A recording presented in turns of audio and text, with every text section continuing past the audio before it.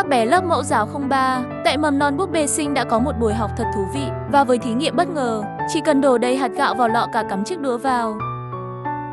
Và các bé đã có thể nhấc lên cả chiếc lọ lên mà không làm rơi. Hạt nào hiện tượng này được giải thích nhờ lực ma sát khi hạt gạo được đổ đầy vào lọ, chúng tạo thành một khối chặt bên trong. Ma sát giữa hạt gạo và đũa đủ lớn để giữ chặt chiếc đũa, khiến cả lọ có thể được nhấc lên cùng nhau. Thông qua hoạt động này, các bé không chỉ được vui chơi, mà còn khám phá về lực ma sát và sự kỳ diệu của khoa học quanh mình.